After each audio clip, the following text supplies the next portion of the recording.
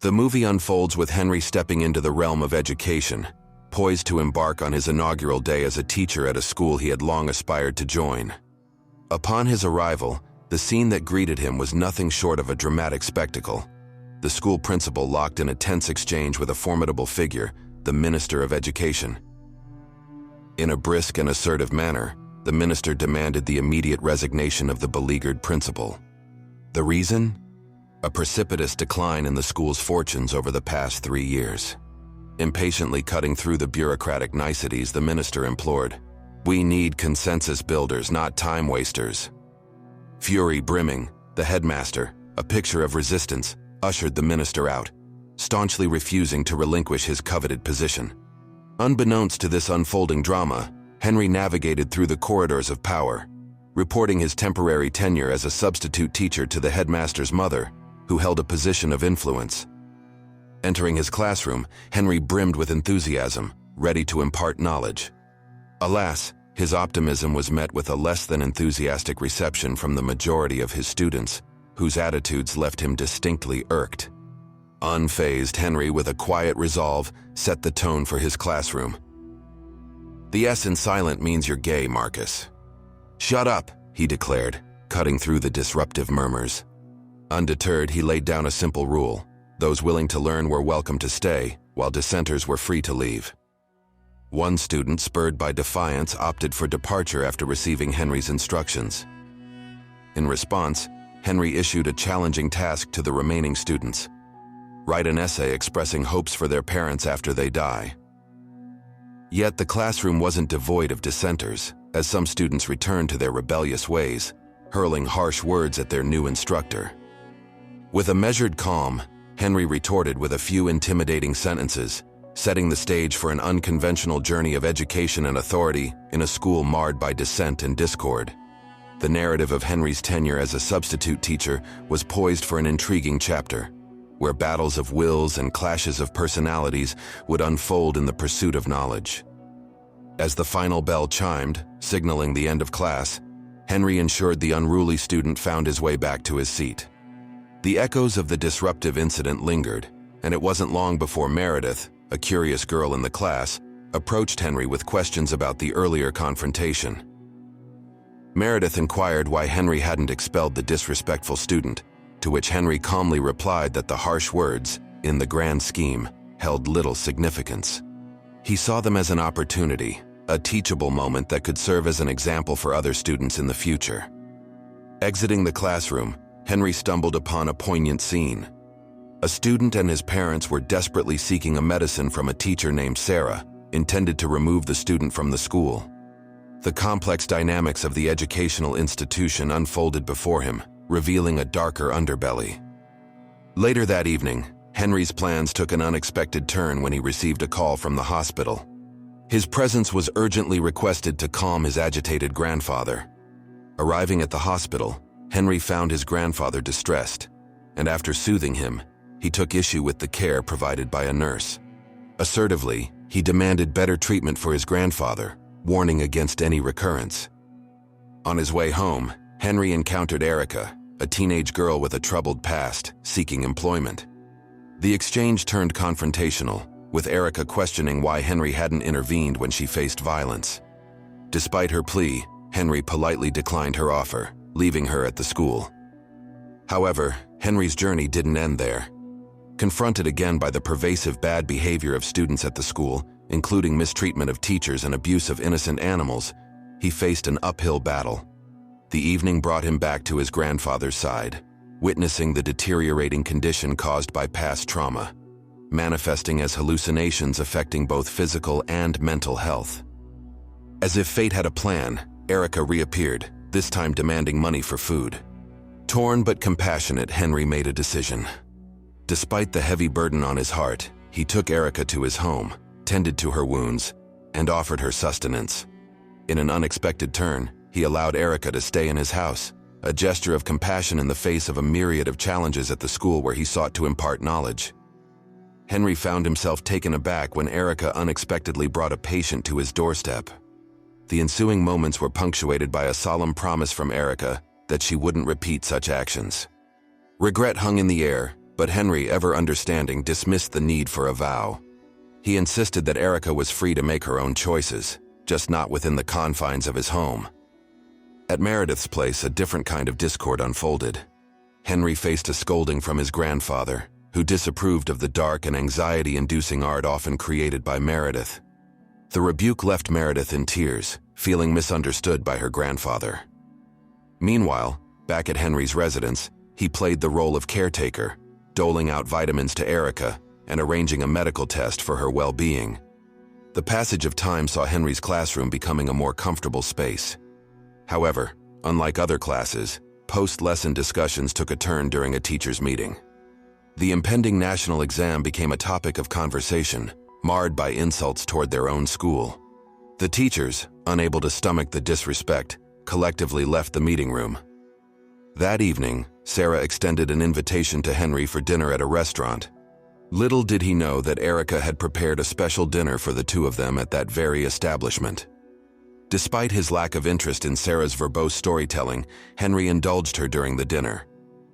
Returning home, he found Erica waiting, prompting questions about the delay.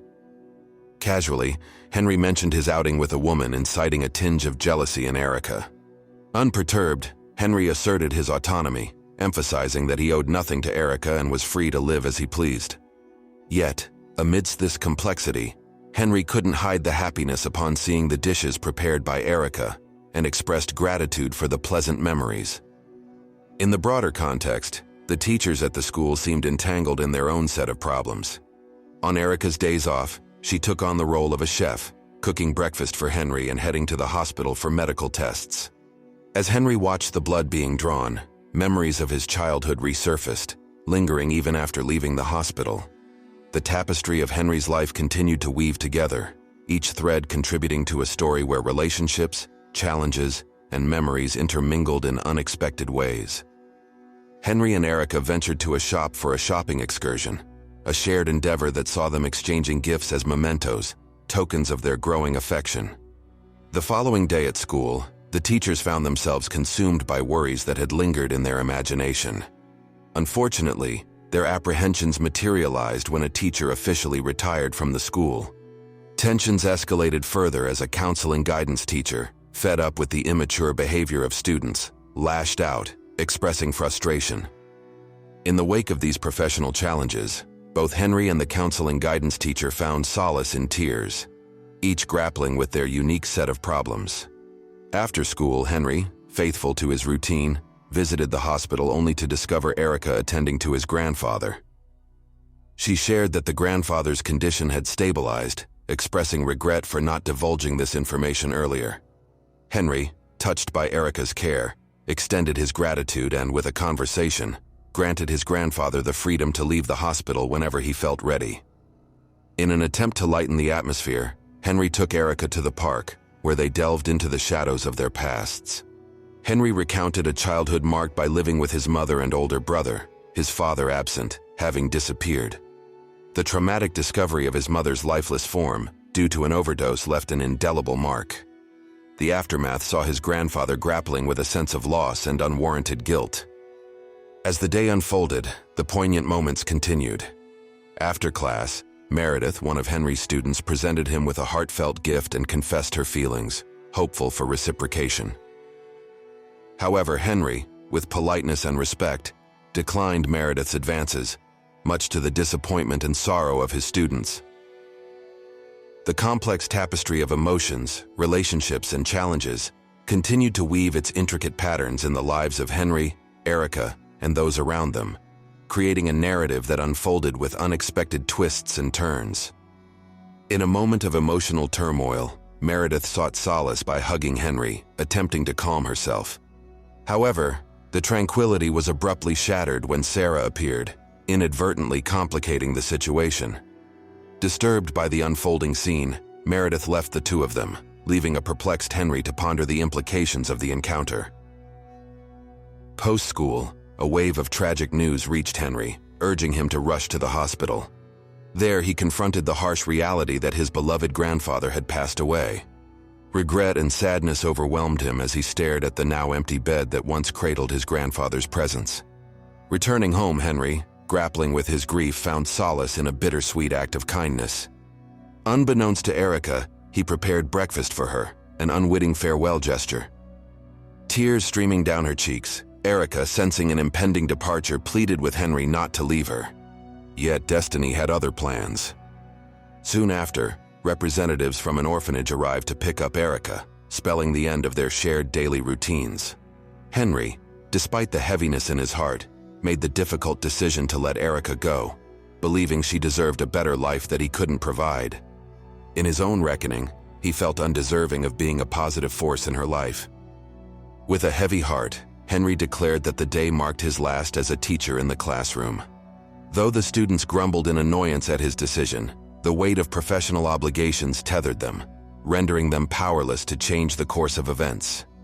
The tapestry of Henry's life unfolded with poignant goodbyes, decisions fueled by a sense of duty and sacrifice, leaving indelible marks on those whose lives he touched. Subsequent to Madden's announcement about his imminent retirement, a meeting was convened with the teachers. Meredith, post-meeting, engaged in a unique endeavor selling cookies to share with her fellow educators. Seizing the opportunity, Henry approached her, inquiring about her sporadic class attendance. In a gesture of goodwill, he presented her with a book, hoping it would prove beneficial. Upon perusing the offered pastries, Henry stumbled upon a peculiar bun with a black wrapper and a poignant side emoticon, bearing the message, "Goodbye." Expressing a sense of finality, Meredith, however, refused to part with the symbolic bread, deeming it suitable only for herself. Despite this interaction, Henry, realizing the potential impact of his actions, sincerely apologized to Meredith for any unintentional harm. As Henry prepared to share his parting words, Meredith abruptly cut him off with a farewell. Left with unspoken sentiments, Henry exited the scene.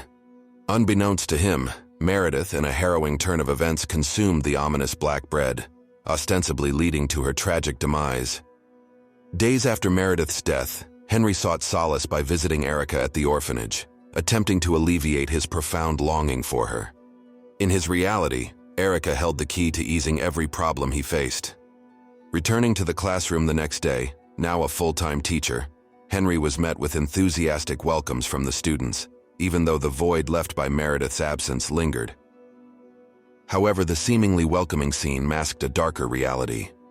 The melancholy house of Usher was a metaphor for the true condition Henry teaching in an empty class, surrounded by dismal conditions. The stark contrast between appearance and reality painted a poignant picture of Henry's journey, where the echoes of loss and the weight of unspoken tragedies permeated the very fabric of his teaching environment.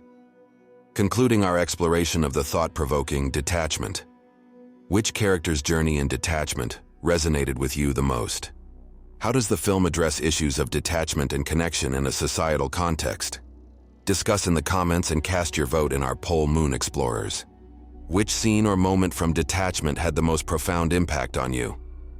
Your participation keeps the movie magic alive. If you relish this recap, don't forget to hit subscribe and give us a thumbs up for more enchanting content. Thanks for watching.